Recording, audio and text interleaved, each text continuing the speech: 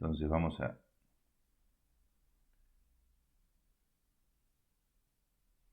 Ahí está. ¿Se ve, Mercedes? Sí, se ve bárbaro, Gaby. Bueno, entonces quedo a tu disposición. Vos me decís, yo paso las diapositivas. Dale, arranquemos. Epa, ahí está. Muy bien, hoy vamos a hablar, los dos martes pasados estuvimos hablando un poco de lo que es el sobrepeso y la obesidad en los niños, y algo que está dentro de lo que son las malnutriciones es la desnutrición. Y algo interesante que me sucedió cuando empecé a armar esto fue que, por ejemplo, el sobrepeso y obesidad hay muchas actualizaciones, inclusive casi todo lo que les compartí los martes pasados es de un curso del año 2019 y toda la última información que hay respecto a sobrepeso y obesidad data como viejo del 2017, 2018. Hay un consenso en la Sociedad Argentina de Pediatría del año 2015. Hay un último PRONAP del año 2018 de sobrepeso y obesidad. O sea que hay todo muy actualizado. Sin embargo, me pasó que cuando comencé a buscar información actualizada sobre desnutrición, no hay nada actualizado, ¿sí? Porque por suerte ya no es una patología dentro de las malnutriciones que se vea tan frecuentemente como el sobrepeso y obesidad. Lo último que hay, por ejemplo, desde lo que es el PRONAP, que es nuestro programa de actualización permanente en pediatría, es del año 2005 y ni siquiera hay un consenso realizado por la Sociedad Argentina de Pediatría respecto a lo que es desnutrición. Así que toda esta información es una información un poco antigua, pero que no ha cambiado, ¿sí? Porque son las definiciones y básicamente cómo se clasifica y cómo se estudia la desnutrición. Pero bueno, es muy interesante ver esto, que antes por ahí la desnutrición era como el eje en lo que eran las malnutriciones y hoy se ha visto corrido por lo que es el sobrepeso y la obesidad. ¿Y qué es la desnutrición? La desnutrición es el estado patológico provocado por la deficiencia a nivel celular en la provisión de nutrientes y o energía necesaria para que el organismo se mantenga en buen estado. Puede desarrollar actividad, crecer y reproducirse. Continuamos. Esto ya lo dijo Magler en el año 92. Y después el Tratado de Pediatría de Jorge Morano dice otra definición, es que el bloqueo en cualquier etapa del flujo normal de nutrientes y energía desde el medio externo y hacia las células corporales, empezando con la disponibilidad del alimento y terminando con el metabolismo, puede producir desnutrición. Yo siempre me acuerdo cuando tuve la posibilidad de hacer nutrición pediátrica en el Hospital Posadas, que las nutricionistas te lo limitaban a algo muy sencillo. Si un chico está desnutrido, es o porque está ingresando poco o porque está saliendo mucho. Entonces, en alguna parte de eso hay que buscar dónde está la falla. O que ingresa poco, o sea que hay poco ingreso energético, de calorías, o que el chico no lo está absorbiendo de buena manera, entonces por ahí aparecen algunas enfermedades como por ejemplo la celiaquía, o que está saliendo de más como por ejemplo una diarrea aguda. Entonces, siempre hay que saber que esas son las causas. Entonces hay que buscar en dónde está la falla y ahí vamos a ir investigando un poquito. Adelantamos. Muy bien, y un poco la situación en Argentina. Esto es un gráfico que yo ya se los había mostrado la vez pasada para que ustedes vean los datos de que eran de sobrepeso y obesidad. ¿Sí? Que fíjense que entre exceso de peso y obesidad en niños menores de 5 años, niñas y niños menores de 5 años, se suma casi un 15%, un 16%, con un sobrepeso de un 10%, ¿sí? Una baja talla, que esto ya nos está hablando de desnutrición, ¿sí? La baja talla, que es de un 7,9%, y un bajo peso de 1,7%. Realmente, estadísticamente, ha disminuido muchísimo lo que es la desnutrición como dentro de las malnutriciones, y fíjense que bajo porcentaje a nivel país. Esto es de Lenis 2000, Lenis 2, que se llama, que se hizo en el año 2018 y se publicó en el año 2019. Y entre la población de 5 a 7 años también vemos que un exceso de peso llega al 42% prácticamente, con una obesidad del 20,4, un sobrepeso del 20,7, una baja talla de 3,7 y un bajo peso de 1,6. Entonces fíjense que entre lo que es baja talla y bajo peso no se llega ni a un 5% en total, que las dos situaciones nos están hablando de una desnutrición. una desnutrición más crónica donde se ve afectada la talla y una desnutrición que puede ser aguda o crónica donde se ve afectado el peso. Continuemos. Bien, y acá están un poco los datos como separados, ¿sí?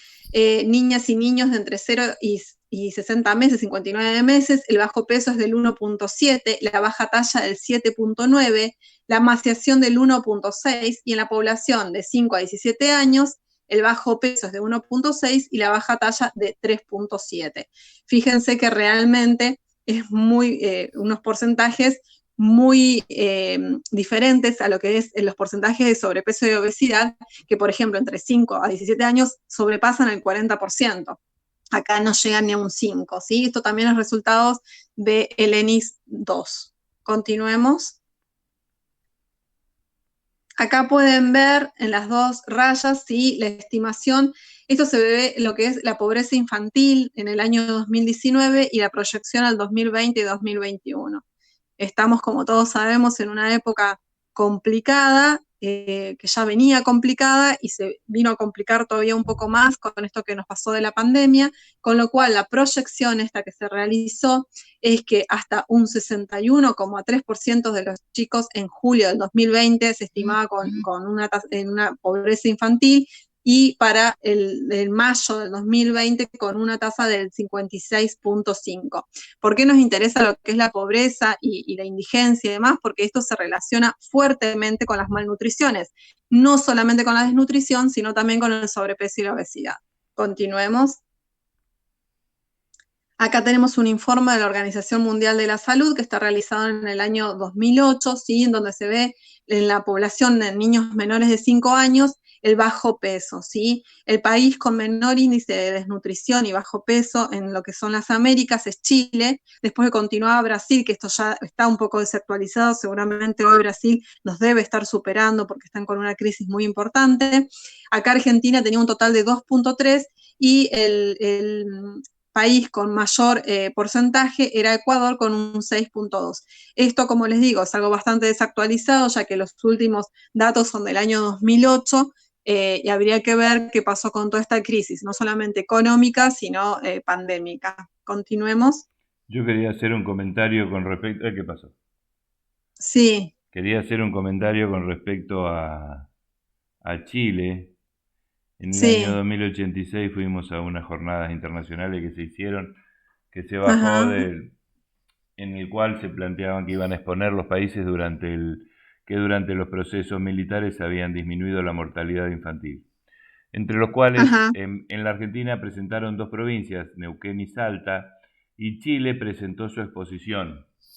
Y en realidad, esto de los marcadores, yo cuento como experiencia, ¿no? Porque viste que figura Chile Sí. como el de menor mortalidad. Todo Sí. el mundo planteaba en cómo había mejorado la calidad de vida de la población o cómo habían actuado desde lo que es el trabajador sanitario, mejorando la atención local, llevando, ¿no?, a lo que es la atención primaria de la salud. Y cuando le tocó exponer a Chile generó un gran dilema, porque en realidad, y una discusión interesante, porque en realidad ellos lo que decían era que distribuían anticonceptivos en la población de riesgo. Claro, Entonces, eso no es una forma de eso es disminuir manipular los la indicadores. Y me mortalidad. acordé ahora cuando dijiste esto. Ellos decían, no, pero se armó, vos no sabés cómo, porque claro, estaba Sí, viste gente que de estos datos OPS. siempre hay que tener muchísima precaución. Lo mismo sucede ahora con los datos de la pandemia, porque, por ejemplo, en Chile los muertos se los consideraba como recuperados a la hora de enumerarlos para el COVID-19, por ejemplo. Era Sí, y como, estas ya está, no se tienen más hicieron en tu COVID, hospital, claro. esto se hicieron en La Plata, en el Italiano y en tu hospital. Estaban Lejarraga, Kumiki. O sea, eran Ah, una jornada grosa, fue un mes que me fui. claro, claro. Y me acuerdo de eso, porque en realidad es cómo se puede manipular un indicador, a mí me quedó. Y ahora Exactamente, que vos lo sí, pusiste sí. me acordé de nuevo, ¿no? Siempre hay que mantener, y aparte, como digo, estos datos son muy desactualizados. Lo que pasa es que no hay datos y no hay trabajos realizados en lo que es desnutrición. Es increíble, pero la única sociedad así como muy grande que sigue trabajando en lo que es desnutrición es UNICEF. Pero después a nivel científico busqué y busqué y busqué y no hay nada actualizado. Todo enfocado en lo que es el sobrepeso y la obesidad, que hoy en los bajos recursos también se ve sobrepeso y obesidad, un poco lo que hablábamos la otra vez. porque es ese desnutrido farináceo, que es un gordito, desnutrido, porque tiene un montón de falta de nutrientes, pero que no tiene bajo peso. Entonces es probable que sí en un futuro también tenga baja talla, pero no tiene bajo peso, entonces los datos también están como muy desactualizados. Sí, Continuemos a la próxima, Gaby. Bueno, y acá en este mapa es un mapa mundial donde se ven los que están en blanco, que sobre todo es la parte de Rusia, Canadá, Groenlandia, son países donde no hay datos. Después el verde más oscurito es un porcentaje menor de 2,5, entre 2 y 2,5 y 10 están los verdes clarito, que ahí estaría Argentina, y después los más altos, que tienen mayor de un 30% de desnutrición crónica, son los países más afectados, que esto se está corriendo un poco, porque antes característicamente era África, ¿sí? Como todo el centro de África, en forma muy marcada, y ahora se está corriendo un poco lo que es el sudeste asiático, ¿sí? Sudeste asiático con India, con Indonesia, son países que están también con grandes problemas de lo que es la desnutrición crónica. Vamos a continuar. Bien, ¿y cuáles son las causas de esta desnutrición? ¿Sí? Es multicausal, un poco como la obesidad, ¿se acuerdan que era multifactorial, que había un montón de factores que influyen? Bueno, en la desnutrición sucede lo mismo. La pobreza, la falta de acceso al agua potable, ¿sí? La falta de acceso a la salud, la edad de los niños, la inequidad, ¿sí? La manipulación de esos alimentos, la escolaridad, la situación política sin dudas y el bajo peso al nacer, ¿sí? Son muchas causas. También se sabe que de una mamá desnutrida lo más probable es que tenga un hijo desnutrido, que ese hijo desnutrido siga, y es como un ciclo muy difícil de cortar y requiere de políticas de salud, requiere de educación, requiere de servicios básicos fundamentales como es el agua potable, ¿sí? Entonces son muchas las causas que hacen que esto continúe, sobre todo en países muy subdesarrollados, como por ejemplo en África o sudeste asiático. Continuemos. Bien, las causas clínicas, sí, pueden haber factores nutricionales, duración y gravedad de la ingesta inadecuada, enfermedades subyacentes, aumento de las necesidades, por ejemplo, en el crecimiento, ¿sí? Entonces, recuerden siempre esto que yo les digo, ¿sí? Que puede haber una ingesta inadecuada, pero también puede haber enfermedades que lo estén llevando, por ejemplo, por mala absorción a esa desnutrición, ¿sí? Continuemos. Este algoritmo está realizado por UNICEF, como les digo, es como los que más siguen trabajando en lo que es desnutrición a nivel mundial, ¿sí? Y acá muestra la multicausalidad de lo que es la desnutrición infantil, ¿sí? Hay una inadecuada ingesta de alimentos y enfermedades que pueden estar las dos conjuntamente o por separado, ¿sí?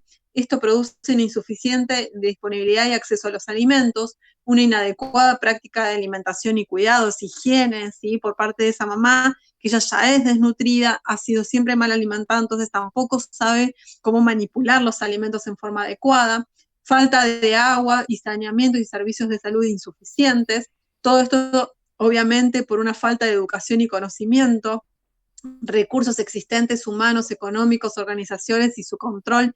Se requiere toda una política de Estado para luchar contra la desnutrición, sistemas políticos, económicos, culturales y sociales, y recursos potenciales, medioambientales, tecnológicos, institucionales y humanos.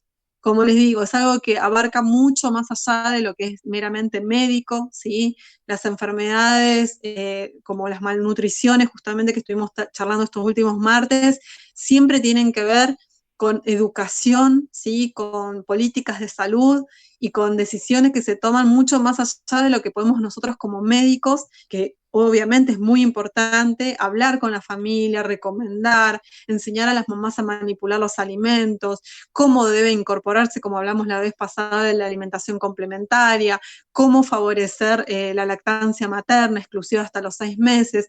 Todas estas cosas son muy importantes, pero además los médicos necesitamos un apoyo político, un apoyo de un buen sistema de salud, ¿sí? Un apoyo de educación y que haya acceso para toda la población en forma igualitaria. Continuemos. Los factores biológicos y dietéticos, ¿sí? Son una mala nutrición materna e infecciones recurrentes durante el embarazo. Como les digo, es muy difícil cortar como este círculo vicioso de una mamá que ya viene desnutrida, con infecciones durante el embarazo, muy malnutrida durante el embarazo y que tiene obviamente un hijo que ya nace con un retardo de crecimiento intrauterino, con un bajo peso. Entonces es como un círculo vicioso que va a predisponer o a la desnutrición o, como bien vimos los martes pasados, al sobrepeso u obesidad. Una dieta inadecuada, infecciones gastrointestinales o parasitosis, factores sociales y económicos como el abandono de la lactancia materna. Por eso es fundamental siempre promover y ayudar a esas mamás a poder dar el pecho, alimentación complementaria temprana o muy tardía, uso inadecuado de los sucedáneos de la leche, ignorancia, pobreza y hacinamiento, y factores ambientales como mala utilización de los recursos naturales, desastres naturales, baja productividad y balance económico desfavorable. Fíjense que muchos de los factores que influyen en el sobrepeso y obesidad se repiten en la desnutrición, ¿sí? Por eso ahora se los denomina como malnutriciones. Y dentro de las malnutriciones incluimos a estas tres patologías como sobrepeso, obesidad y desnutrición, porque fíjense que tienen casi las mismas causas, ¿sí? Una madre desnutrida, una madre con un embarazo mal controlado, falta de lactancia materna, una alimentación complementaria implementada en forma no adecuada, ¿sí? Fíjense que todo eso lo van compartiendo. Continuamos.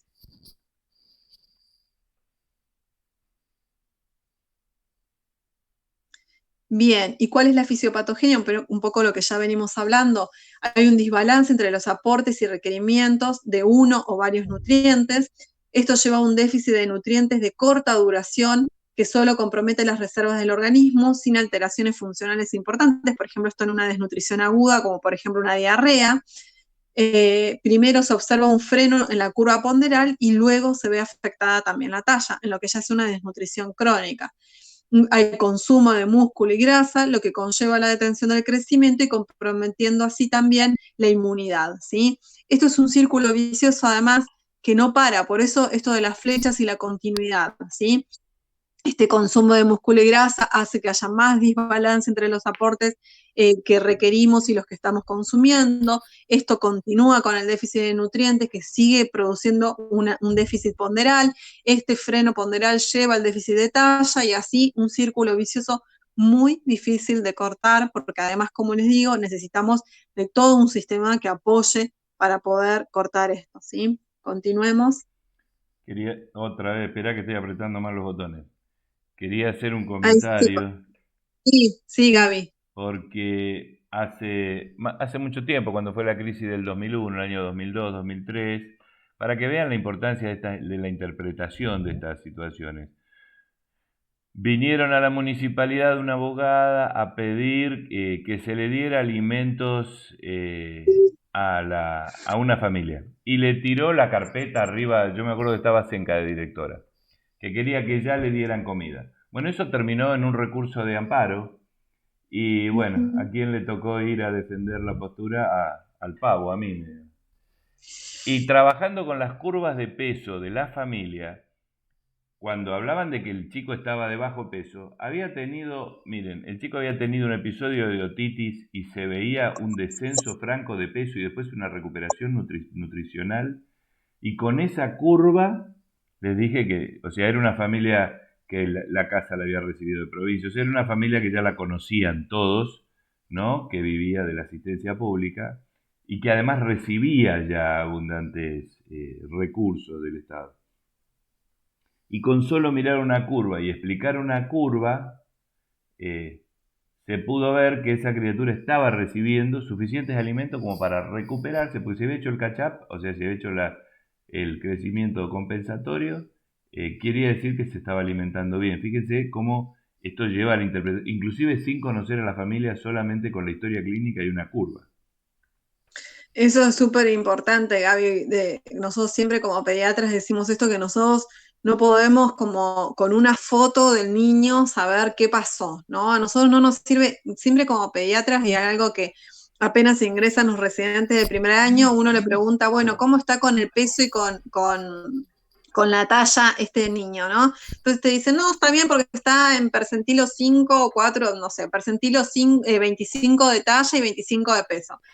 Pero a mí no me sirve eso, porque eso es una foto del chico. Yo necesito ver toda la película, ¿sí? Y para ver toda la película, yo tengo que ver toda la curva de crecimiento de ese niño. ¿Por qué? Porque por ahí sí, hoy está en un percentilo 25, pero quizás hace un año este chico estaba en un percentilo 75, entonces eso sí es grave, aunque yo hoy tenga un percentilo 25 de peso y talla, ¿se entiende? O por ejemplo, como les había comentado la otra vez, un niño que está dentro de la normalidad, pero que atraviesa, cruza 2 percentilos, por ejemplo, de peso, eso es para alertarnos como pediatras. Un nene que venía creciendo en percentilo 10 de peso y de pronto pasa un percentilo 97 en menos de un año, eso es como para estar muy alertas. Entonces, siempre esto que dice Gaby, ¿no? Nunca ver como un peso aislado. Yo no puedo decir que este chico está bajo peso o que está sobrepeso o que tiene una obesidad con un dato aislado. Yo necesito ver cómo viene creciendo ese chico, cómo fue toda su curva, y ahí sí voy a poder decir, por eso Gaby los enganchó ahí, que era un chico que estaba haciendo un catch-up adecuado y que estaba creciendo bien, ¿sí? Porque eso se ve en la curva, en la película entera, no en una foto, ¿sí? Bueno, ¿y cuáles son los mecanismos por la cual se produce esta desnutrición? Entonces, como dijimos recién, la falta de aporte energético, o sea, la disminución en la ingesta, alteraciones en la absorción, por ejemplo, lo más característico es la celiaquía, ¿sí? Catabolismo exagerado o exceso en la excreción, por ejemplo, una diarrea. Continuemos.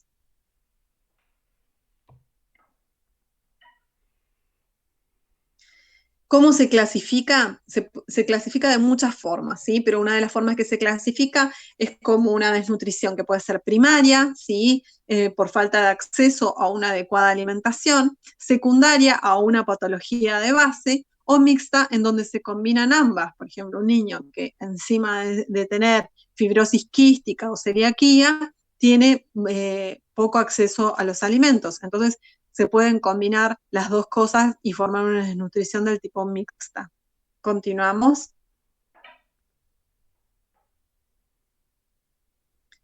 Según los datos antropométricos, los niños eutróficos recuerden que el peso para la talla y la talla para la edad son normales. En un chico con una desnutrición aguda, donde se llama la emanciación, solo se ve afectado el peso en una desnutrición aguda. Por ejemplo, en un chico con diarrea que venía con un peso de 10 kilos y quizás en una semana que tiene una diarrea importante, bajó a 8 kilos. ¿Sí? Eso es una desnutrición aguda. En una desnutrición crónica, una desnutrición secular, se ve afectada la talla, como les decía, o sea, que es un nene que no está creciendo bien, no solamente su peso se ve afectado, sino que la baja talla también es desnutrición, ¿sí? Y cuando se combinan estas dos formas de desnutrición, aguda y crónica, hay un déficit de peso y de talla para la edad, ¿sí? Continuemos. Van entendiendo, si tienen alguna duda me pueden frenar ahora y preguntarme, yo no tengo ningún problema, ¿eh?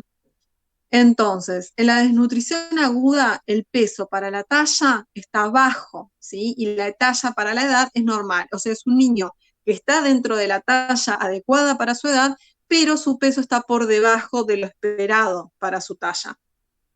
En una desnutrición aguda y crónica, entonces se ven las dos cosas afectadas, el peso para la talla y la talla para la edad. Y en una desnutrición crónica, el peso para la talla puede ser normal, pero la talla para la edad se ve afectada, ¿sí? Continuemos. Entonces, como les dije, la desnutrición puede ser primaria, secundaria o mixta, puede ser también aguda, crónica o también mixta, ¿sí? Y también puede ser leve, moderada o grave, ¿sí? ¿Cuál es la leve? Es entre el percentilo 50 y menos 2 desvíos estándar. Si recuerdan las tablas de percentilos y recuerdan lo que son los desvíos estándar, son cuánto se desvía de la media de la normalidad de un chico, ¿sí? La moderada es entre menos 2 y menos 3 desvíos estándar y la grave es mayor de menos 3 desvíos estándar. Si se acuerdan un poco cuando hablamos de sobrepeso y obesidad, era exactamente igual, pero al revés, como en más lo que era el sobrepeso y obesidad, ¿sí? Más 2 desvíos estándar, más 3 desvíos estándar era para sobrepeso y obesidad. Continuemos. Entonces, la desnutrición leve o de primer grado, también se la denomina, el organismo consume las reservas energéticas, pero el funcionamiento celular se mantiene en un estado adecuado, o sea, no hay falla celular, ¿sí? Está consumiendo menos, pero las células todavía están intactas. En una desnutrición moderada o de segundo grado, los niños tienen agotadas las reservas de nutrientes, por lo que el intento de mantener los nutrientes y energías necesarios produce daño orgánico. Ahí es cuando empezamos a consumir, cuando las viejas dicen empiezan a consumir el músculo, ¿no? El chico ya no le da abasto con lo que está recibiendo como ingesta, entonces empieza a tener daño celular. Y en una desnutrición grave o de tercer grado, las funciones celulares y orgánicas se encuentran totalmente deterioradas con alto riesgo de muerte. Continuemos. Hay dos clasificaciones que para los pediatras son como muy básicas, las usamos siempre. Una es la clasificación de Gómez y otra es la clasificación de Waterloo. La de Waterloo es la que más usamos, ya que la de Gómez se utiliza un poco más para lo que es en forma más estadística. Acá las tienen, ¿sí? Lo que se hace en la clasificación de Gómez es sacar el porcentaje de peso sobre la edad, entonces se hace el peso real sobre el peso que le corresponde al paciente por la edad por 100, y ahí se observa. Por ejemplo, acá tienen un ejemplo donde dice paciente masculino de 1 año de edad con un diagnóstico de enfermedad por reflujo gastroesofágico con un peso de 6 kilos. El peso esperado para la edad de ese niño es entre 9 y 11 kilos. Entonces, yo voy a poner el peso real del paciente, que son 6 kilos, sobre 10 kilos, que es el peso que corresponde para la edad, por 100, con lo cual le da el 60% del peso, con lo cual, si tiene el 60% del peso, el déficit que tiene ese niño es del 40%, ¿se entiende? Después de 3 meses de tratamiento, el peso llega a 7,5 kilos, entonces vuelvo a hacer la misma cuenta, el déficit que presenta en este caso es del 25%. Podemos decir que está en una desnutrición moderada. ¿Entienden esta cuenta? Es una cuenta muy simple que siempre está en la libreta del residente de pediatría para saber qué porcentaje de déficit de peso tiene ese niño, ¿sí? Continuemos. Y como les decía, la que más usamos, que es la clasificación de Waterloo, que distingue entre desnutrición aguda y crónica. En niños se puede utilizar entre 1 y 3 años. Con problemas agudos de nutrición, lo que hace es el peso real por 100 sobre el peso por talla, ¿sí? Y para problemas crónicos de nutrición, usa la estatura real sobre peso sobre talla también siempre por 100, ¿sí? Cuando hablamos de una desnutrición leve, en la aguda, o sea, en el peso para la talla está afectado entre un 80 y 89% de lo esperado, para una crónica entre 90 y 95, una moderada entre 70 y 79, y una severa cuando se afecta más del 70%. Continuamos. Acá este cuadrito es como más fácil de verlo, ¿sí? También es la clasificación de Waterloo, en donde vemos el niño desnutrido agudo, que es un niño que tiene una talla para la edad, disculpa, tiene una talla para la edad normal, pero un peso para la edad disminuido, ¿sí? El niño normal, que es el niño que tiene el peso y la talla esperada para la edad. Un desnutrido crónico armonizado se lo llama cuando es un niño que es todo chiquitito, pero el peso está adecuado para su talla, es un nene acortado, de una baja talla, pero que su peso está adecuado para esa baja talla, ¿sí? Es un desnutrido crónico armonizado. Y el desnutrido crónico agudizado es el niño que viene con una baja talla para la edad y que además tiene un bajo peso para esa talla. ¿Se entiende todo esto? Continuemos. Y según la clínica, sí, fíjense todas las clasificaciones que tiene la desnutrición, entonces puede ser primaria o secundaria, puede ser leve, moderada o grave, que eso por ejemplo lo vemos con la clasificación de Waterloo, ¿sí? Y puede ser aguda o crónica. Y además, según su clínica, se distinguen dos enfermedades muy importantes descritas desde el año 80, el marasmo y el Kwashiorkor más o menos desde la misma época, con signos clínicos totalmente diferenciados, pero que también en algún momento pueden solaparse y puede estar este marasmo Kwashiorkor, que hay chicos que tienen como de las dos patologías, ¿sí? Como cuestiones así como para esquematizarlas, podemos saber que en el marasmo es más frecuente en menores de 1 año, tiene una fase, la típica fase de viejito que se la llama, con una pérdida de tejido graso intensa, son esos niños que tienen una piel que uno la pellizca, ¿sí? Algo que se hace mucho en nutrición infantil es pellizcar la piel para ver cuánta grasa subcutánea tiene, son niños que uno les agarra la piel y es solo piel, no tiene nada de tejido subcutáneo graso. El edema está ausente, la hepatomegalia es muy rara en estos casos, la ascitis está ausente, las dermatitis son raras, los cambios en la coloración de la piel también es rara, alteraciones en el cabello pueden ser moderadas, cambios psicomotores, es un nene que está alerta, ¿sí? Y la palidez mucosa cutánea por anemia es rara. En cambio, en el Kwashiorkor se dan en general niños mayores de 1 año, ¿sí? Las fases de luna llena son nenes con mucho edema por esta hipoproteinemia que tienen. Hay una pérdida de tejido graso, pero moderada, no es el niño que uno pellizca y que solamente levanta piel, ¿sí? Hay un edema que es muy marcado y muy acentuado. La hepatomegalia es muy frecuente también debido al edema, secundaria a este edema, con ascitis, dermatitis con lesiones ampollares también, que ahora vamos a ver, alteraciones del cabello con un cabello muy fino, ralo, que se cae fácilmente. Es un niño totalmente aletargado, donde uno lo quiere estimular y el niño no tiene prácticamente respuesta, y la palidez es bastante frecuente debido a la anemia. Continuemos.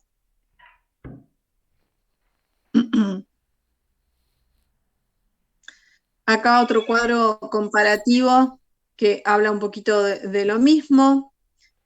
Continuemos. Y acá las típicas fotos. Recuerden que el marasmo es una desnutrición del tipo calórica, ¿sí? Donde es un niño que no está consumiendo las calorías que requiere, con lo cual vemos toda esta fase típica de viejito, un niño muy desnutrido, fíjense, el típico que uno lo describiría como piel y huesos, ¿no? Y sin embargo, el Kwashiorkor, que uno lo ve y así a primera instancia no pareciera un niño desnutrido, porque no impresiona delgado. Muchas veces estos niños lo que están es acortados, pero su peso tienen tanto edema que no suele estar tan disminuido. Y fíjense esas panzas muy prominentes con una gran ascitis, ¿sí? Sus caritas igual, el pelito muy ralo, son niños, como les dije, muy apáticos, que cuesta mucho como motivarlos. Tienen muchas lesiones de piel, hacen lesiones ampollares, suelen tener queilitis, ¿sí? Y un gran aumento del edema subcutáneo debido a la hipoproteinemia. Lo que tienen es una desnutrición calórico-proteica. Continuemos. Marasmo, sí, viene de la palabra griega que significa consumirse. Puede aparecer a cualquier edad, desde la primera infancia. La causa es la insuficiente ingesta de calorías, como les decía recién, y los casos más graves se ven en menores de 2 años. Continuemos. Hay una emaciación muscular y ausencia de grasa subcutánea.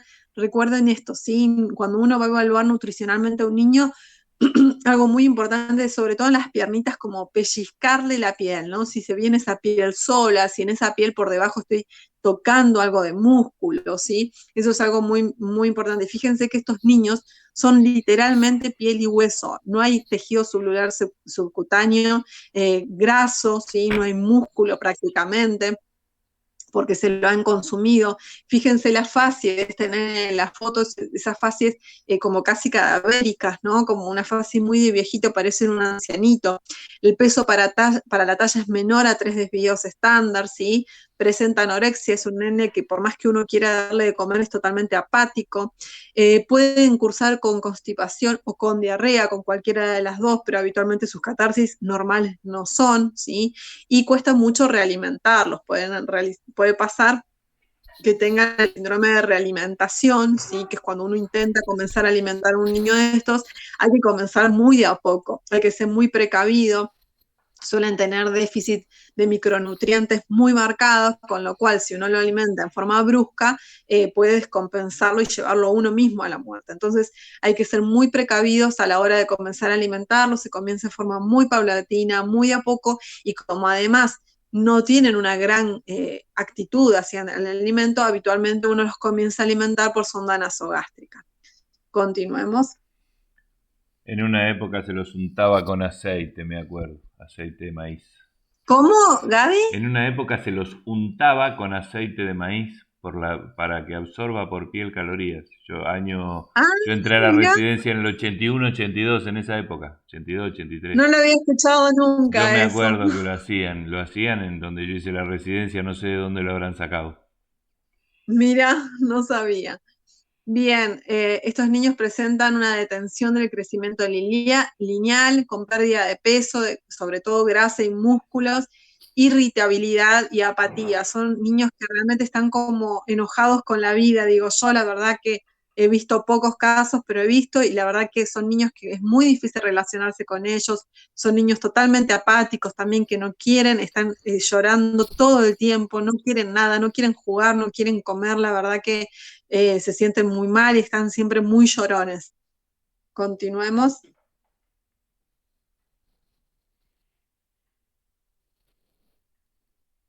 Y el kwashiorkor, sí, que fíjense, por ejemplo, esa nena no es tan impactante como el marasmo a la vista, ¿no? Sin embargo, es igual o más grave aún de lo que es el marasmo. La definición se da a partir de un dialecto africano, ¿sí? De la zona de Ghana, de África, que significa la enfermedad de los niños destronados o destecados cuando nace el siguiente bebé.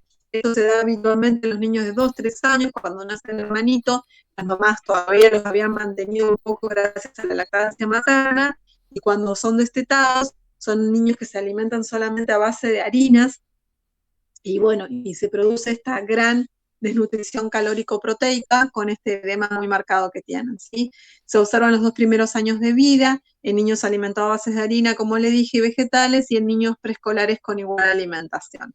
Continuemos. Una gran falta de proteínas en la alimentación, ¿no? El edema es la característica principal de la enfermedad. Fíjense cómo este nene tiene un gran edema, esa citis impresionante que tiene, pero también fíjense en los ojitos, ¿no? Que también se le ve el edema bipalpebral. Hay un aumento de la presión hidrostática intravascular, ¿sí? Se activa todo lo que es nuestro sistema renina-angiotensina-aldosterona, con una gran retención de líquidos, ¿sí? Y disminución de la presión oncótica intravascular por esta marcada hipoproteinemia que tienen, con lo cual hay aumento de la permeabilidad vascular, y lo que más predomina en esta patología es el edema, ¿sí? Por eso también la hepatomegalia, que es secundaria a este edema también. Continuemos.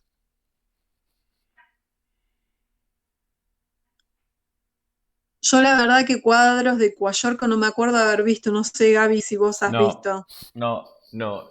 La verdad que no he visto. Marasmo sí. Sí, chicos, Yo no he marasmáticos, sí. visto. Yo me acuerdo Sí. una cosa que, bueno, cuando terminé yo quería hablar sobre el diagnóstico de la desnutrición, Mm, porque voy a contar que en el 2001, 2002, yo justo había entrado en la municipalidad y venía una gran cantidad o sea, la municipalidad daba un aporte alimentario a las familias con desnutrición, que en un principio era comida, eran alimentos frescos, después se hicieron tickets.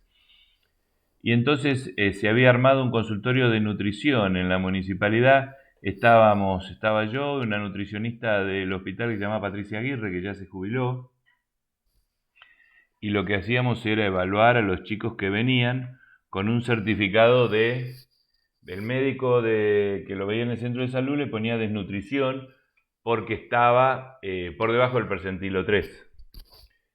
Y el desafío, porque el subsecretario nos había dicho que en realidad éramos los responsables, que si esto iba a juicio íbamos a tener que dar nosotros la cara, o sea, lo que hacíamos era valorar desde el punto de vista clínico si esos chicos eran desnutridos o si solamente eran chicos pequeños. claro, Y entonces, el diagnóstico, lo que nosotros usábamos era, primero, veíamos el por qué lo justificaban, y después el examen físico. la característica de las Exacto, pies y las faneras, la falta de sí, músculo, o sea, la atrofia muscular.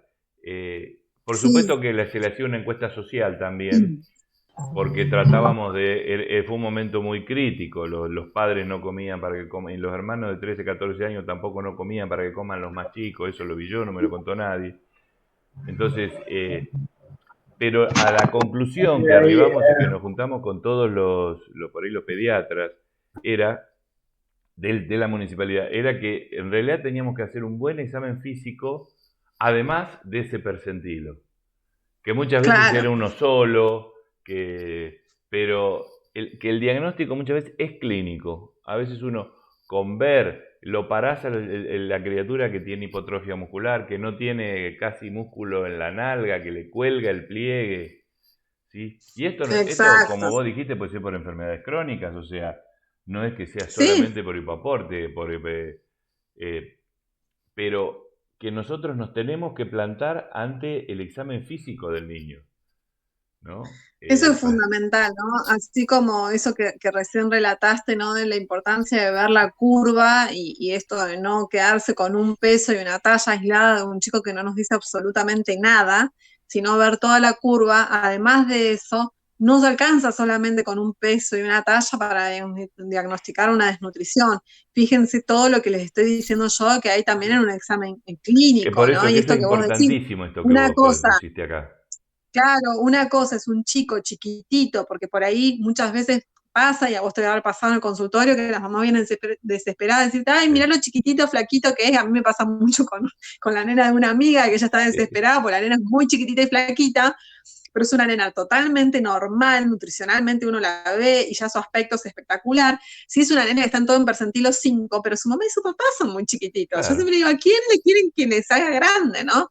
Entonces son una familia que son todos muy chiquititos, donde están todos en un percentilo 5 de peso y de talla, y la criatura está creciendo por ahí, pero está creciendo normal, es una nena activa, ¿no? Como evaluar todo eso.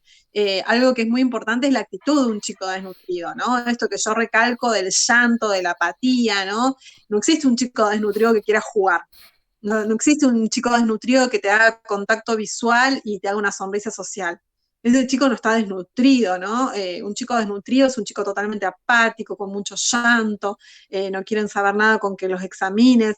Yo sí me acuerdo que en el hospital hace ya un par de años llegó un nene totalmente desnutrido y que nos desorientaba mucho porque tenía una panza así como esta foto, porque tenía un gran edema, pero impresionante, se le veían todas las colaterales.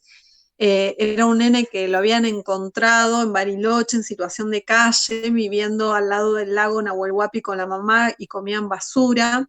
El tema es que a la mamá la encuentran muerta, lo traen para acá, al niño, porque encuentran que el papá vivía acá en Comodoro y el papá recibió a ese chico que prácticamente no lo conocía, creo que tenía 3, 4 años, y lo traen al hospital en ese estado que la verdad era impresionante. Yo hacía mucho que no había un chico tan desnutrido y con esa panza que nos generaba un poco de duda, ¿no? Estaremos viendo un cuayorco y demás. Me acuerdo que ese niño se terminó derivando al hospital Garrahan por la gravedad y terminó siendo un quiste de páncreas, o sea, era una desnutrición secundaria, más allá, o sea, como que se sumaban las dos cosas. Había una desnutrición por un hipoaporte, por una cuestión de indigencia total, pero además había una patología de base. Entonces había como esta cosa que se encimaban una patología de la otra. Muy interesante ese chico y me acuerdo que esa fue la única vez que dijimos, che, no estaremos frente a un cuayorco, ¿no? Porque la verdad que Claro. era una panza con mucho edema y llamaba mucho la atención. Eh, Y bueno, fíjate la habitualmente se ve, importancia, ahora que fíjate la importancia cuando nosotros hablamos de que las prácticas tienen que ser al lado del paciente, porque esto sí, o sí, sea, el son esas cosas que estado no de te un chico olvidas sano no nunca. se lo podés mostrar, claro, se lo tenés que mostrar al lado del chico. No, no, no, no. Y ver un Y hay chico, que yo ver siempre, varios.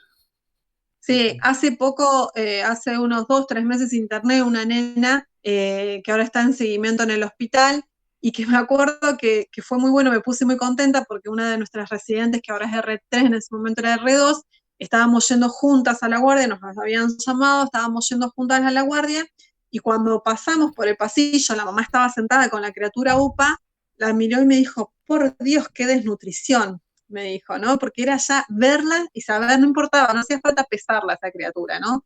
Pero ya el pelo, su cara, su piel, y son esas cosas que no te olvidas más, son esos chicos que no te olvidas más. Esa nena tiene una patología de base, tiene un síndrome malabsortivo, pero la realidad es que son esos chicos que si vos no los ves, no les tocas la piel, no les tocas la textura, no tocas los músculos, no los aprendes igual a que leerlo, ¿no? Es estar ahí, la práctica es fundamental en eso. Entonces, también en los chicos con Kwashiorkor, hay una palidez generalizada por una marcada anemia, muy marcada anemia. El edema es depresible e indoloro. Frecuentemente presentan lesiones en áreas de roce debido al edema, se le hacen lesiones como ampollares. Suelen tener hiperkeratosis e hiperpigmentación. Hay hepatomegalia secundaria a este edema, con estomatitis, disminución de la IgA total y una anemia muy marcada. Continuemos. Este es un esquema, ¿sí? Que es el característico cuando uno busca los signos clínicos del marasmo: apatía e irritabilidad, un cabello que suele ser normal, la cara típica de viejito, de anciano, disminución del tejido muscular y adiposo. Acuérdense esto que es el típico piel y hueso, es el típico foto que produce mucha tristeza del niño de África, donde uno lo ve que es solo piel y hueso. Piel seca y muy plegada, como arrugadita, extremidades flácidas, ¿sí? Un peso muy bajo y no tiene edemas. Continuemos. Y los signos del Kwashiorkor, para ir también así como resumiendo: apatía y tristeza, ¿sí? Esa mirada perdida, cabello ralo, ¿sí? Quebradizo, adelgazamiento muscular con presencia de grasa, hay mucho edema, lesiones en piel, la carita de luna llena secundaria al edema, y también hay bajo peso, que puede ser relativo, como les digo, porque a veces es tan importante el edema que el peso no se ve afectado, pero producto de esa ganancia en forma de agua. Continuemos. Bueno, y el tratamiento es bien complejo, como les decía, bien complejo, porque no depende solamente desde el área médica, sino que depende de toda una política de Estado y de salud que pueda ayudar a subsanar estos cuadros de desnutrición. Y el objetivo principal es mejorar y estandarizar el tratamiento de esta enfermedad y reducir su morbimortalidad. Continuamos.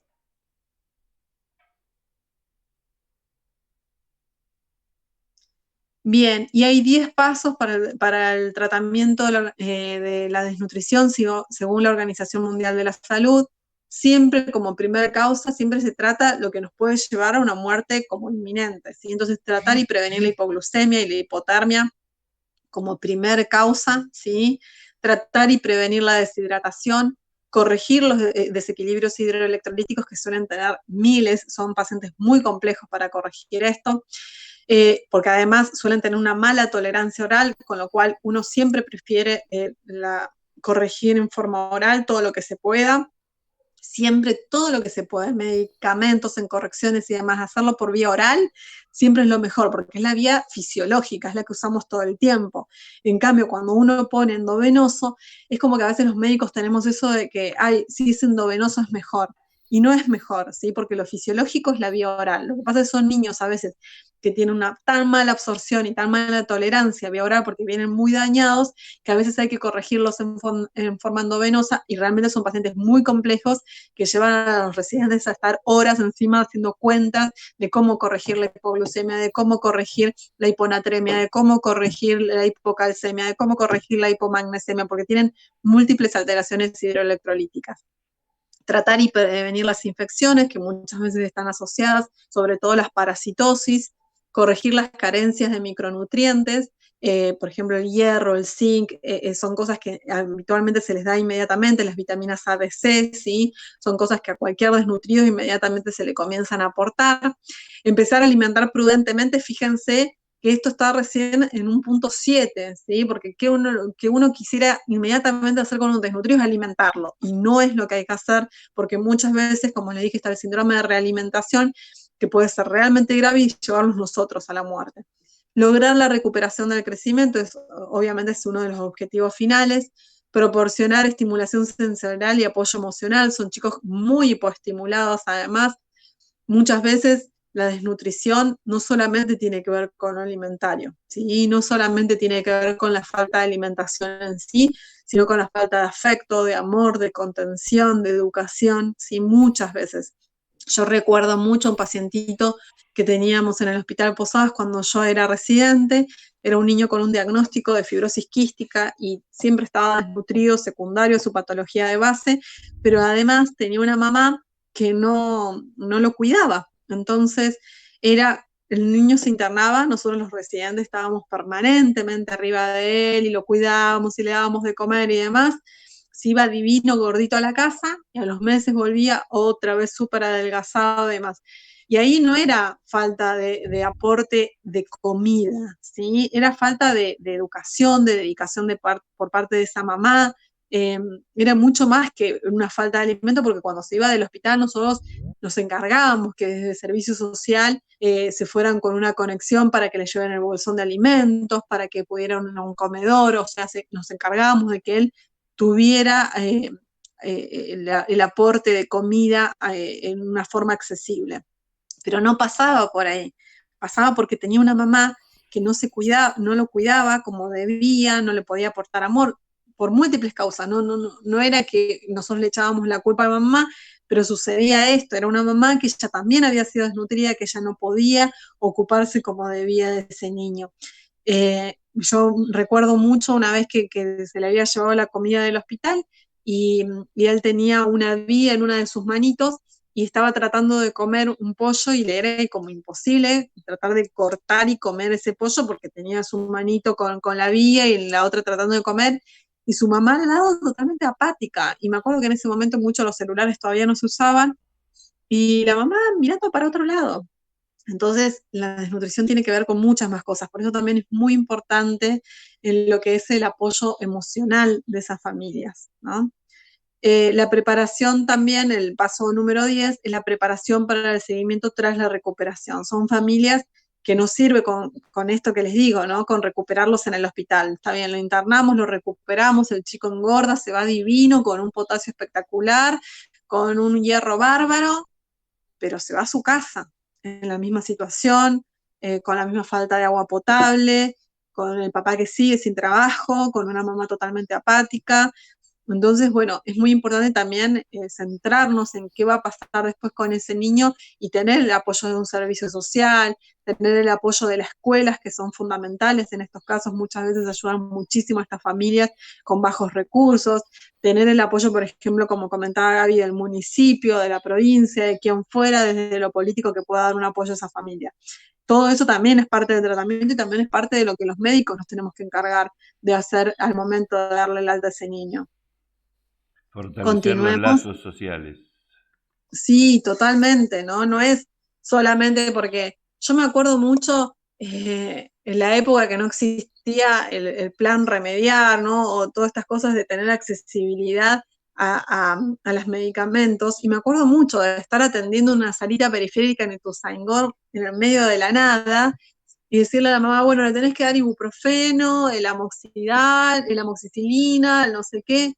Y son que no tenían el más mínimo recurso y uno no tenía que darles. Entonces era realmente desesperante, ¿no? Estar trabajando en una situación de que uno sabía lo que le tenía que dar, uno se lo indicaba, pero que ese niño no lo iba a recibir. Entonces, más allá del trabajo médico, insisto, es todo el trabajo de todo lo que sucede alrededor. Bien, y A como les nosotros, decía un ¿sabes qué nos poquito antes, pasó? Cuando ah, estaba haciendo la residencia, las recetas de los jarabes los hacía el jefe del ah, servicio. Porque nosotros, cuando le hacíamos algún jarabe de más, para cuando ah, venía alguien a atender a la guardia, que la teníamos los residentes también, sí, eh, tuviéramos para darle algo, algún jarabe. Y de farmacia se dieron cuenta y las recetas de los jarabes las hacía el jefe de servicio. Año para que no estés. 82, 83. Pues yo le cuento porque son cosas que pasaron ahí en Gran Buenos Aires, Sí, ¿no? claro, porque nada, vos has estado atendiendo a Gaby y es desesperante saber que estás indicando algo que ese chico no va a tener acceso, ¿no? Yo llegué Eh, acá, me senté en el centro de salud Juan 23, que no está más, el que estaba en la escuela. Me siento, atendíamos en dos médicos en un consultorio, uno enfrente del otro y había dos camillas, ¿sí? y lo primero que me siento y levanto la cabeza y veo una estantería llena de medicamentos. Y mirá cómo me quedó grabado, porque en provincia de Buenos Aires teníamos que hacer eso. Y me quedó grabado cómo la provincia del Chubut tenía medicamentos en los centros de salud Bueno, para la a población. mí, a mí me pareció impactante, por ejemplo, llegar acá.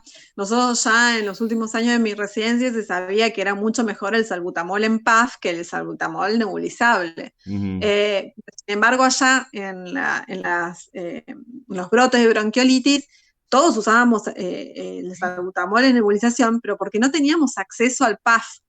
Cuando aparecían muy de vez en cuando los PAF, nosotros los residentes con los sachets de los sueros Sí, fabricábamos la espaciadores. aerocámara, Yo también he claro, hecho de los esas. espaciadores. Sí.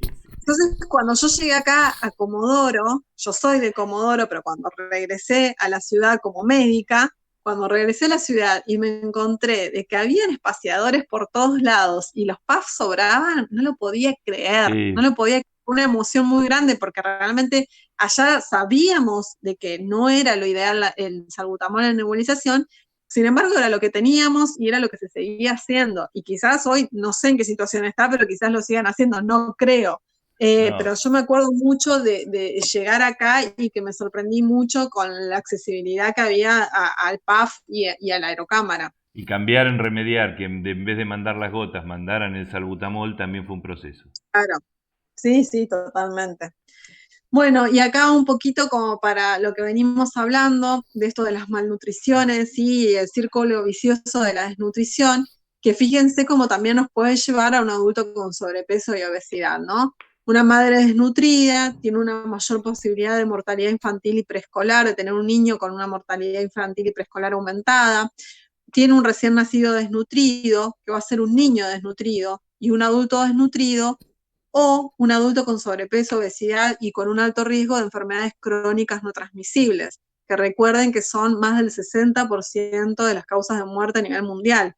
Con lo cual, fíjense la importancia de esto, ¿no? De cómo está todo interrelacionado. No es que la obesidad va por un lado y la desnutrición por el otro, sino que están íntimamente relacionadas y que, nada, es importante agarrarlo desde el embarazo. Por eso también la importancia de lo que hablamos en los martes pasados, el martes pasado, de los 1000 días de vida del niño, que ya comienza con los 9 meses de gestación de su mamá, ¿no? Y con la nutrición en esa mamá, la importancia que tiene a futuro para la nutrición en el niño. Continuemos. Este es un flyer muy lindo que realizó la Organización Mundial de la Salud en el año 2018, ¿sí? Que dice los dos lados de la malnutrición.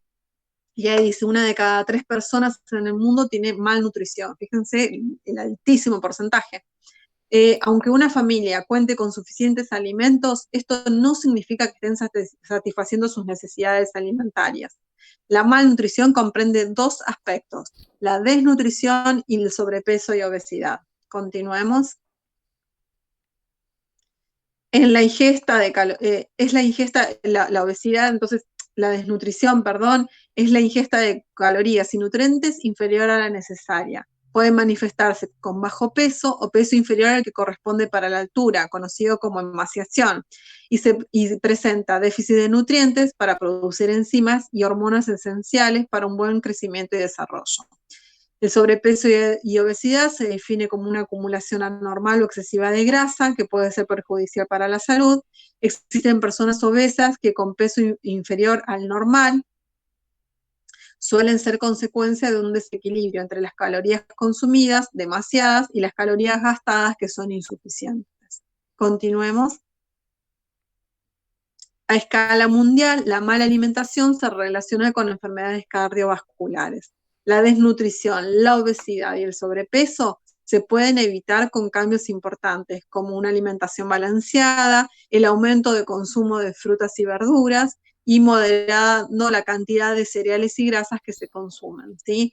Fíjense que cada vez se va más hacia esto. Antes era como la base, los cereales y las grasas. Hoy se sabe que hay que seguir consumiéndolos, pero en forma moderada, y que necesariamente para una mejor salud hay que aumentar el consumo de frutas y verduras, ya sea para la desnutrición o para el sobrepeso y obesidad. Y por último, los martes pasados me había olvidado de mostrarle este video, que la verdad que es bastante representativo Cuando de vos lo me que digas, yo sufre lo una pongo. persona con sobrepeso y obesidad. Sí, ponelo, Gaby.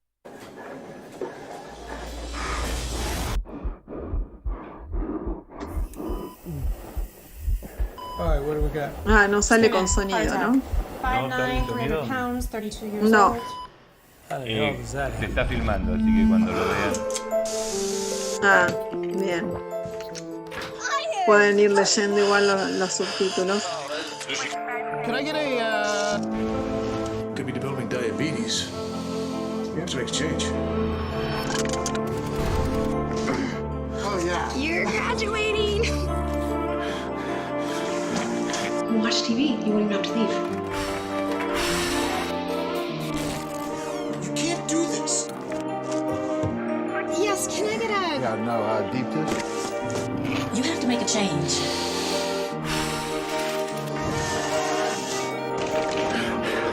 Good job, Jim. You got an A+.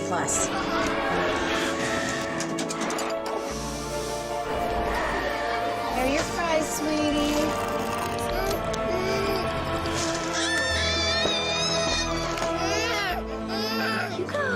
I still can't believe you give this child freckles. I know, but it's the only thing that'll make him stop.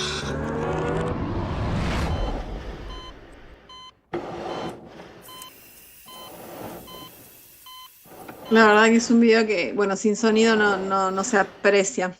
Después véanlo, porque es muy interesante. Recién en la sala de urgencias una persona, entonces lo describen 32 años con una obesidad importante, 137 kilos creo que dicen. Entonces uno de los médicos dice, ¿cómo llegó hasta acá? Y lo que hace el video es mostrar cómo llegó hasta ahí, ¿no? Y la importancia de saber que para llegar hasta ahí hubo que hacer cosas mal desde el momento del nacimiento probablemente. Entonces la importancia de esto, de reconocer, como les decíamos el otro día, tanto con el sobrepeso, con la desnutrición, la obesidad, es poder en el lugar que trabajen, como cirujanos, como tocoginecólogos, como medicina laboral, no sé, la especialidad que se les ocurra hacer como médicos, saber que son patologías que probablemente lleven a la enfermedad y a la muerte a la mayoría de los pacientes, ¿sí? Porque no es lo mismo un cáncer en una persona con sobrepeso, obesidad y desnutrición que en una persona que está normopesa, o no es lo mismo una neumonía en un chico obeso que en un chico que no es obeso.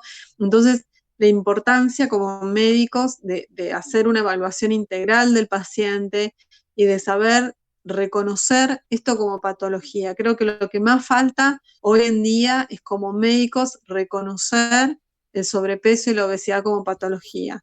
Creo que la desnutrición, a pesar de que ya no se ve y a pesar de que claramente ya no es un problema de salud como era antiguamente, y que sí hoy lo es el sobrepeso y la obesidad, pero así todos nos cuesta como médicos reconocer a la obesidad y el sobrepeso como una patología importante que nos está afectando y que va a afectar probablemente la vida de nuestros pacientes en cualquier otra patología que tengan. Entonces, bueno, un poco quiero que se queden con ese mensaje desde lo nutricional. Yo no sé si tienen alguna duda, alguna consulta. Quedan todos Voy a callados. subir, el PowerPoint también se va a subir, así que Buenísimo. Ahí quizás lo puedan ver bien al video con sonido. sí, ahí seguro que lo van a ver. Bien. Yo no sé si están, si se duermen, son muy Están aburridas. todos acá. No hay, somos 14. Yo por ahí tenía una consulta, Sí, no se vio muchos diagnósticos diferenciales, ¿no? de ese tipo de patologías. Por ¿cómo? ahí, no sé, yo me veía, me decía que por ahí no se mostraron diagnósticos diferenciales, pensaba, con respecto a esta Es que patología. Por ahí, qué sé yo, el Ascaris puede ser. Claro, una semiología es por que ahí ahí está todo lo parecida, que ¿no? serían las desnutriciones secundarias, ¿sí? Es como que yo no quise como meterme tanto en ese área porque dentro de todas las desnutriciones secundarias sin duda están las causas infecciosas, las causas parasitarias como la cabeza, ¿sí? Y dentro de ahí también todas las causas, como dije, por ejemplo, de síndromes malabsortivos, Claro, eso se esas dijo al también principio. entran ahí. Pero eso sería como una desnutrición secundaria, ¿sí? Ahora simplemente lo que hicimos fue como un pantallazo de desnutrición, la clasificación de las desnutriciones y después obviamente en la desnutrición secundaria hay muchísimas causas, una de las más frecuentes, como bien nombraste, son las causas parasitarias. Pero ¿sabés qué, Mercedes? Uno, o sea, si uno logra hacer el diagnóstico de desnutrición, ¿no es cierto? Y sabiendo que hay nutriciones primarias y secundarias, como se dijo al principio de la presentación, después uno puede ir descartando las distintas causas, ¿no es cierto? Claro, Pero claro. o sea, el objetivo era conocer los tipos de desnutrición y cuál es el diagnóstico, ¿no? Cómo es el diagnóstico clínico, cuáles son las consecuencias. Pero fíjense que estamos hablando, cuando uno habla de pediatría, habla de desnutrición, de obesidad, del entorno, del lazo social, ¿no? Es más, esto lo podríamos profundizar desde la geopolítica también, hablar de los acuerdos de Washington, etcétera, etcétera, etcétera. Como el que solo medicina sabe ni de medicina sabe, ¿no? Sí. Lo amplio que implica la medicina, lo amplio que implica no la práctica de la medicina y el enfoque que tiene que tener un médico cuando está frente a un niño o a un adulto para caracterizar los diagnósticos, como dijo Martín recién, ¿no es cierto? O sea, eh, uno está ante unos síntomas, en este caso uno arriba el diagnóstico de un chico desnutrido o obeso, y vemos que son multicausales, eso ya se habló, ¿no? La teoría de la multicausalidad, ¿no es cierto? Sí. Y es importante también, como pediatras, ¿no? Como el entorno, el concepto de salud integral, el entorno del niño, la familia, el trato, la historia de la madre, que eso es algo que Mercedes hizo hincapié, ¿no? Dejar de lado nuestros prejuicios y focalizar la historia de esa mamá. Eso me parece importante también, que vos hablaste de eso y el otro día habló también Marcela cuando habló de epigenética, ¿no? Yo eso lo hablé más con los de cuarto, con los de quinto no alcancé a hablar de Dojad y epigenética. Sí, es que aparte nosotros estamos, ¿no?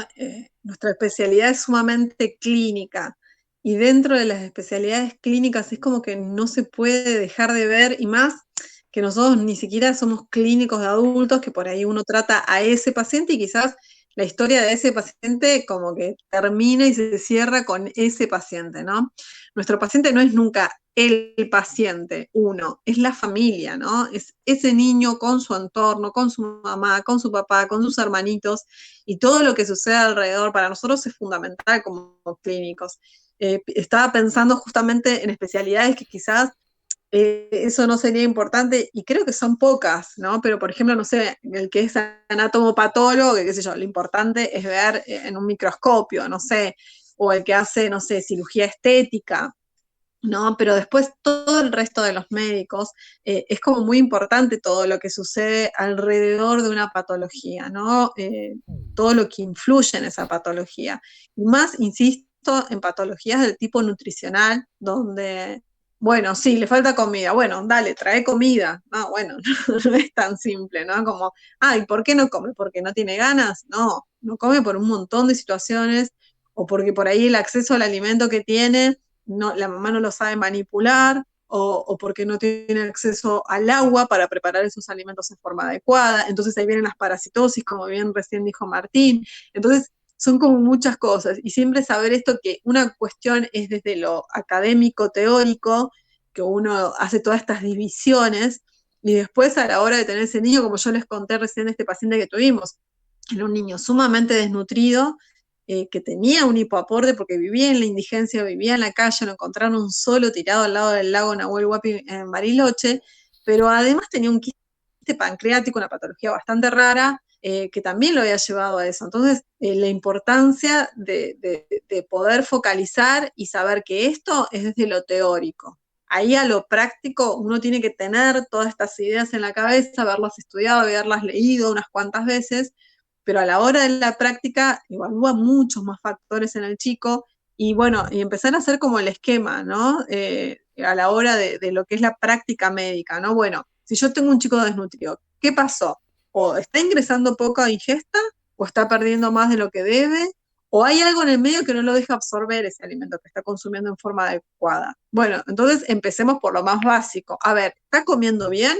¿Tiene la ingesta adecuada? Sí, bueno, bárbaro. Ahora veamos. ¿Su intestino funciona bien?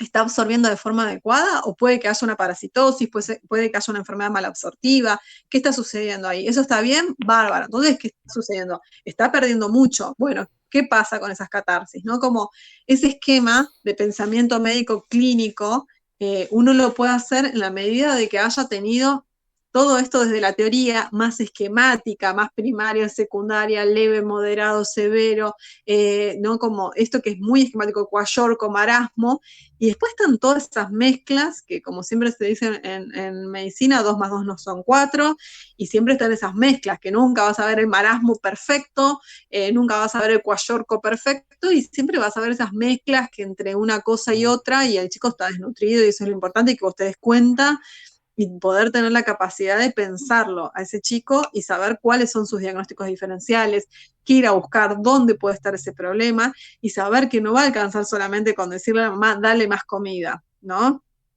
Que quizás sea la causa de la falta de comida, pero que además de eso vas a tener que poder hacer toda una red donde ese chico pueda comer, ¿no? Que tenga acceso a ese alimento, que pueda estar en un lugar donde acceda a ese alimento en forma segura, además de acceder al alimento, ¿no? Que después haya un sistema de salud que lo contenga. Entonces, creo que está bueno como tener estos esquemas teóricos, mentales, pero después la práctica y es fundamental, ¿no? Esto de poder ver al paciente y de poder saber que el paciente es mucho más que ese niño aislado y solo en este momento. Tiene una historia, tiene una familia, está en un momento económico y político determinado de un determinado país, en una determinada situación, con una situación, por ejemplo, de pandemia, como ahora, ¿no?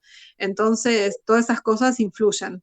Esta pacientita que les cuento que se internó hace unos meses, Lourdes se llama, Lourdes, además de estar desnutrida y tener una enfermedad que todavía no se termina de determinar, se sabe que hay una mala absorción, tiene una IgA muy baja, estaba muy desnutrida y además de tener una enfermedad de base, es una nena de casi 2 años, que los papás están sin trabajo, que viven en unos trailers en La Prida, que no tienen agua corriente en sus casas, ¿no? Entonces todas esas cosas son sumamente importantes, sobre todo en una patología como la que estamos hablando. Son cosas que influyen y mucho. Entonces, tratar a esa niña no es lo mismo que tratar a una niña que por alguna razón disminuyó de peso y tiene una buena situación socioeconómica, ¿sí? Nada, me parece importante como médicos tener como esa visión más amplia de lo que es la medicina. No, y ¿sabés qué, Mercedes? De la práctica, nosotros estamos cansados de hablarlo con los residentes, porque los residentes en realidad son jóvenes médicos que recién salen de la facultad y se encuentran de golpe en un ambiente laboral totalmente distinto de lo que era el lugar de estudios, con exigencias y a veces con una idea distinta de lo que, y frustrados y exigidos. Entonces, cuando se encuentran, o sea, que piden clases, que quieren que... Cuando se encuentran con una bronquiolitis, así vean 200, no todas son iguales. Entonces, ellos van del paciente, yo le digo, vayan, vean el paciente, vean el libro, vean el paciente, vean el libro. Cuando lo lean 50 veces van a saber de memoria y van a poder ver las diferencias que hay entre cada uno. Y una vez que sepan lo del libro, vayan a ver trabajos, el último journal, ¿no? Pero en la práctica cotidiana eso es llevar todos los contenidos que uno aprende en la facultad a la práctica. Por eso es que nosotros no podemos reemplazar el estar en la sala o en el consultorio con virtualidad. Y van a tener que hacer Y después harán su práctica final obligatoria, estarán 8 semanas en el servicio, y así sucesivamente, y después harán lo que se les dé la gana, pero nosotros desde la cátedra del servicio vamos a tratar de transmitirle lo que implica ser pediatras. Y después nos van a sobrar gente que quiera hacer la residencia. Se van a pelear por entrar. Ojalá, ojalá. Pero la verdad es que yo siempre digo, ¿no? Que como médico, la parte teórica es fundamental, es nuestra base y es donde hay que hacer el primer paso, ¿no? Fundamental creo que es estudiar y estudiar mucho en la época de facultad, leer muchísimo en los primeros años, pero después la práctica es igual de importante y lo que traes vos de base de tu casa, ¿no? Es como, yo creo que es una conjunción de esas tres cosas. Si tenés mucho teórico pero no tenés nada de práctica y no tenés buena base desde tu casa de lo que significa el buen trato con el paciente, el ser amable, el ser puntual, en tratar bien a la gente, en preocuparte por el otro, y si tenés mucho de eso pero no tenés nada de teórico, tampoco sirve. Entonces creo que uno como médico tiene que poder lograr esa conjunción, haga la especialidad que haga, ¿no? Pero el hecho desde la educación que ha recibido cada uno en su hogar, de esto, del buen trato con las personas, del respeto hacia el otro, de ponerse en el lugar del otro, de la empatía, ¿no? Esa palabra que ahora se escucha como mucho más y habría que empezar a aplicarla un poco más, ¿no? El tema de la empatía, de ponerse en el lugar del otro, es fundamental, ¿no? Es eso, es como un poco de todo. Y la práctica y lo que uno hace, y cuando uno, yo todavía me siento joven, pero cuando uno empieza a Sos pasar los joven, años Mechi, sos dentro de una niña, Mechi. pero cuando uno empieza a pasar los años dentro de lo que es la práctica médica, yo ya hace unos cuantos años que me recibí en el año 2004, y la verdad que también el ojo clínico que uno se hace es de ver y de recontraver, y lo que vos decís, y de ver 200 millones de bronquiolitis y nunca cansarte de ver, y siempre son todas distintas, y uno se hace el ojo clínico, pero eso es con la práctica, no hay otra manera. Y después, la empatía, también nosotros hacemos un esfuerzo tremendo para que la aprendan. Sí. ¿Sí? Porque el hecho, cuando ustedes están haciendo la residencia, el hecho de ver gente y de aprender cómo otro trata al paciente, también nos enseña que hay de todo. Pero bueno, nosotros hacemos un esfuerzo para trabajar sobre la empatía, el ponerse en el lugar del otro.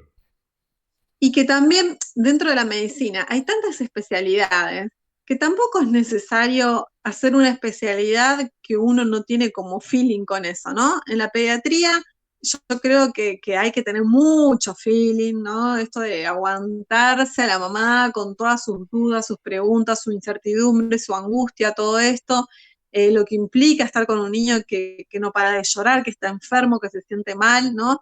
Y después, si a uno no tiene, no le sale ese trato, esa empatía con la familia y demás, puede ser anatomopatólogo, por ejemplo, y estar con un microscopio. Y la medicina tiene eso maravilloso de tener un montón de especialidades que no necesariamente tenés que estar en contacto con los pacientes. O podés O ser no sé, inclusive o dedicarte a la medicina sanitarista. legal. Claro, ¿Cómo? podés ser sanitarista o podés hacer informática. Sí, O sea, la o medicina es dedicarte a la muy medicina amplia. legal, o dedicarte a la investigación, o sea, es súper amplia la medicina. Por eso yo creo que, viste que uno siempre en todas las carreras hay como un perfil del que estudia una carrera, y yo siempre los médicos digo, no tenemos un perfil establecido, porque sí se podrían establecer que se hacen las especialidades, Sí. pero en la carrera de medicina hay de todo. Y además la carrera empieza cuando se termina la facultad. Ahí empieza la Exacto, carrera. ahí es donde empieza.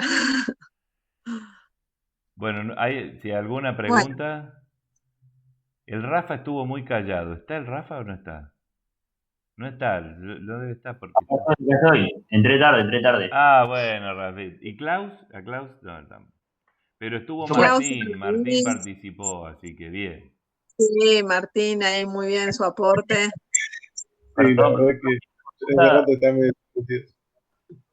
Pero sí, a mí Sí, por ahí la idea esta, ¿no? De la cuestión pediátrica que por ahí esto de intentar resolver la problemática de fondo, ¿no? Porque vos decías, te escuchaba decir, bueno, el niño le das de comer y lo manda a la casa y después vuelve con lo mismo, ¿viste? Y bueno, que es como ahí la práctica, ¿cómo haces? ¿Tenés alguna asesoramiento legal? No sé, ¿tenés abogado? ¿Cómo entendés y cómo podés, eh, no sé, poder ayudar a Muy ese bueno, paciente Martín, eso. a resolver eso? ¿Entendés? Como que te frustra. Yo calculo que debe ser frustrante porque decís, che, la solución de este chico es cambiarle la familia. No sé. Yo hace poco justamente con los residentes se reían, pues yo le digo, este niño lo que necesita es un trasplante de familia, ¿no? Y se trata un poco de eso. A veces como pediatras nos involucramos mucho. Alguien que es como prácticamente de nuestro servicio y está permanente es la gente que hace trabajo social, ¿sí? Las trabajadoras sociales que están permanentemente. Salud mental es una pata fundamental en nuestra vida como pediatras, los psicólogos, los psiquiatras, ¿sí? Nos ayudan muchísimo. Nosotros somos una especialidad que nos apoyamos mucho en el resto de como la formación paramédica, ¿no? El nutricionista, el kinesiólogo, el trabajador social, el psicólogo. Realmente trabajamos mucho en lo que se llama la interdisciplina, ¿no? Las personas con distintas disciplinas, trabajamos todo porque nada, uno busca la salud integral del niño, no solamente una cosita, ¿no? Es muy distinto a un Enfermería cirujano, también. enfermería fundamental, ¿no? Obviamente, lo que pasa es que enfermería ya es parte de nosotros, o sea, no es como que está afuera, ¿no? Ni Sí, siquiera sí, las sí. llamamos, ellas son parte de nosotros.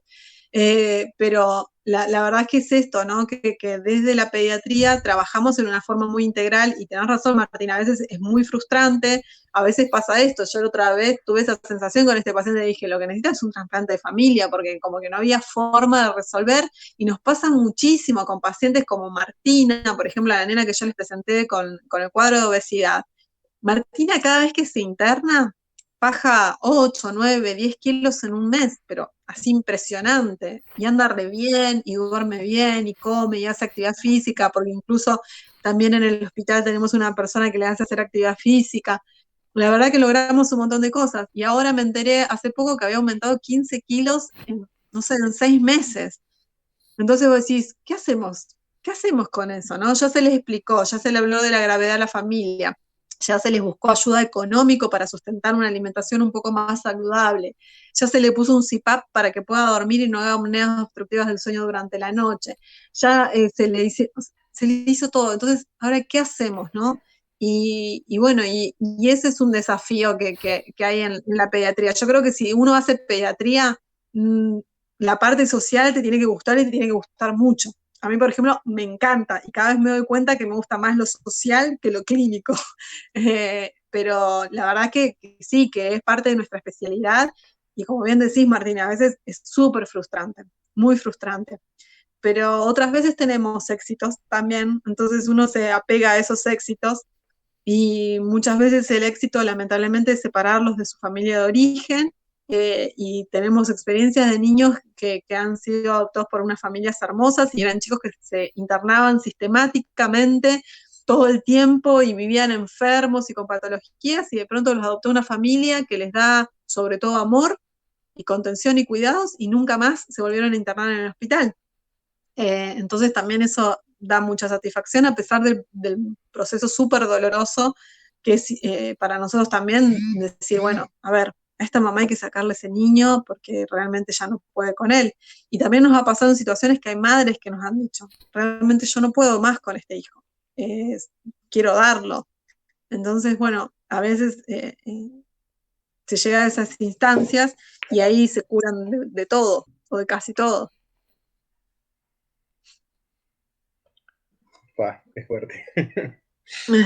Sí, sí, bien fuerte, bien social es la pediatría. Pero es que el niño es un ser social. El ser humano aprende, bueno, eso es Vygotsky, el ser humano aprende de lo social. El ser humano construye herramientas para su aprendizaje y aprende con el otro, lo que se llama zona de desarrollo próximo. Entonces, el chico, el crío solo en la selva como Tarzán, no desarrolla su inteligencia como alguien que aprende. Y lo vemos A ver, lo vemos en la escolaridad con los modelos culturales de escolarización y la evolución de los distintos niños dentro de la escolarización.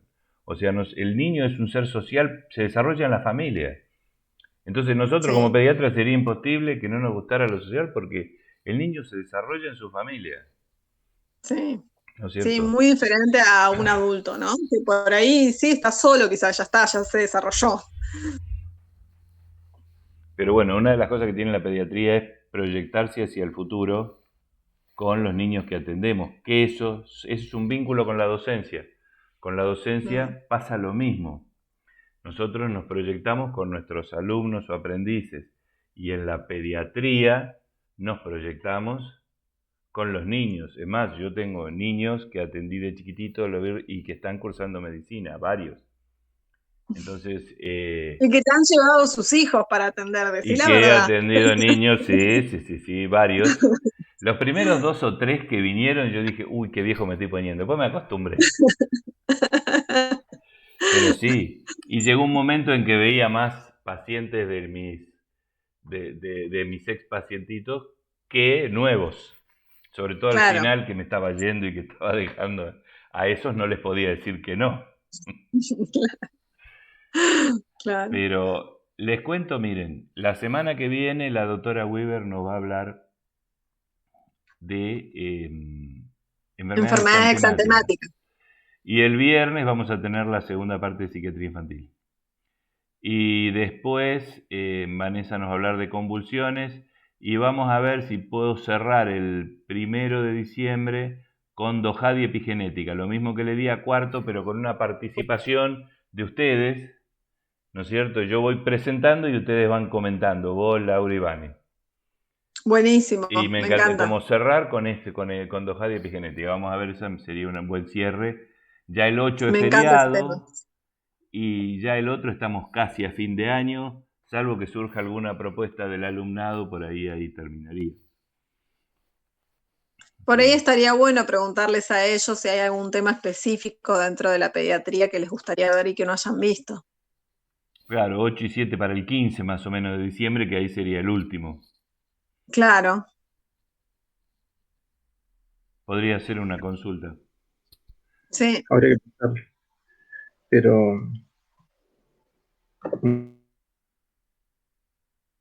Podría ser a ver qué quieren, que haga un Google Forms y lo comparto por los que pongan, qué tema les gustaría. Yo me quedé, por ahí algún tema se les ocurre. El año pasado me quedé con ganas de ver RCP neonatal por ahí. Ah, bueno. Sí, urgencias pediátricas. Urgencias, bueno, bueno. Una de las urgencias va a hablar de convulsiones, Vane. Vane. ¿Qué otra urgencia? RCP. Por ahí algo de RCP estaría bueno. O base no vimos tampoco. ¿Qué? O base no vimos. No entiendo. No te entiendo. Obstrucción de vía aérea superior. Claro, eso se podría ver dentro de lo que es RCP, se podría ver eso. Por ahí estaría bueno, ¿sabes qué, Gaby? ¿Qué? Relacionarlo con ALTE. RCP y ALTE para el 15 del 12 me parece que tiene que ser, porque si es 8 y 7, 15. Bueno. Por ahí estaría bueno y eso lo podemos dar también entre las 3. O si antes del primero, sí. O el primero y yo después, pero vamos a ir, sí. Y podría ser también alguna de las genéticas más por ahí prevalentes, ¿no? Como la laringomalacia o estenosis traqueal. Estaría bueno, eso está bueno. Más o menos cómo identificarlo, ¿no? Sí. Por ahí es bastante específico como de la parte de respi. Sí, y además no es frecuente. Bueno, por ahí este año hemos tenido algún déficit neonatal que lo vamos a subsanar para el año que viene. Y con la gente de quinto lo vamos a subsanar en la PFO. Porque en realidad hemos trabajado mucho más con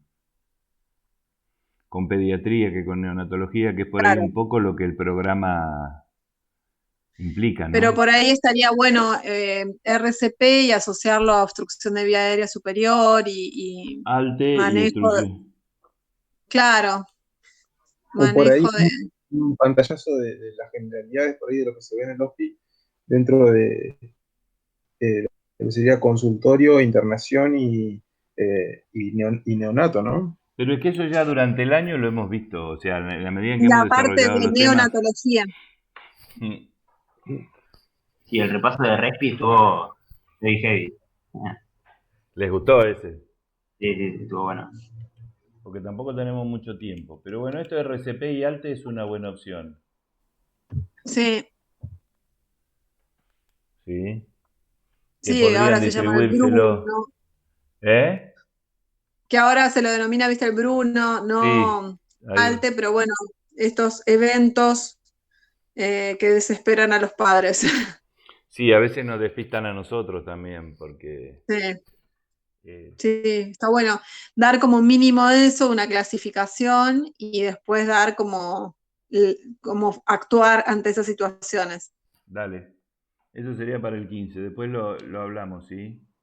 Dale. Otra que se me ocurre también es la del el trauma en el niño cuando le hacen ¿cómo que se dice? Cuando lo movilizan mucho en el aire, no me acuerdo cómo se llama. Cuando se moviliza, ¿Por ¿cómo? sacudida? Sacudida, ahí está, sí, el trauma por sacudida. Shaking Baby. Ese.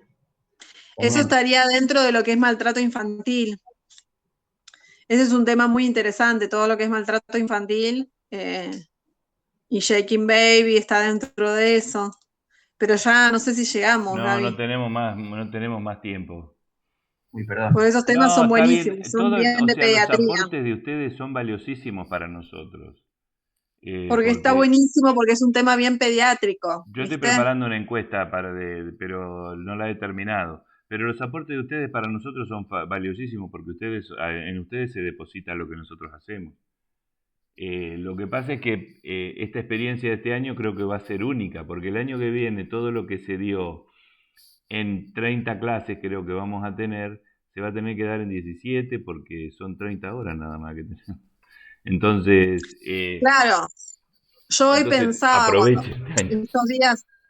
estos días cuando preparaba la clase, yo me acordaba de mi cursada en la facultad de pediatría, y es súper cortita, no veíamos nada, era como exantemáticas, bronquiolitis y se terminaba como un poco ahí. Ya se me No, ocurrió una idea a mí, ¿Sabés qué podemos hacer el año que viene? Actividades de extensión. Entonces hacemos obesidad, 3 clases, y les da 5 horas de extensión. Y vamos viendo algunos temas, psiquiatría, 3 clases, y entonces claro, acoplamos al que le gusta, al que no, claro. actividades de pediatría como si fueran actividades de extensión. Porque, por ejemplo, Y esto le de podemos dar temas. emergencias o neo, por ejemplo, yo de neo no me acuerdo haber visto nada en la facultad, ¿no? Sí, después en el internado rotatorio, cuando la parte de pediatría, sí, como parte de neo, Sí. digamos. Pero lo que pasa es que ellos, como el año pasado estaban Maki y Pablo, se veía mucho en Claro. neonatología. Claro. Pero bueno, este año nos hemos quedado sin neonatólogos, pero yo creo que vamos a recuperarlos el año que viene porque hay promesas de que por ahí tenemos algún cargo más. Ah, qué bueno. Vamos a Sí, ver. necesitamos un neo. Bueno, si no hay más dudas, damos por finalizada la clase. La verdad Bueno, que gracias, me ha gustado chicos. mucho todo esto de nutrición, era un tema pendiente que nos había quedado. ¿Sí? Durante ¿cuándo fue un año que vino una nutricionista a hablar de pediatría? ¿Cómo se llama la nutricionista que está en pediatría? Una morocha de pelo largo, no puedo acordar el nombre. Florencia, me sale, pero no es Florencia. Sí. Bueno. Ah, sí, ella vino y estuvo trabajando. Fernanda López. Fernanda estuvo el primer año con nosotros. Ah, mirá qué en una bueno. clase en la aula del primer piso. Ah, mirá qué bueno. Bueno, los abandonamos. Bueno, gracias. Messi, nos mantenemos en contacto. Dale. Chau, Chau, chau. chicos. Profe, gracias. Chao. Chao.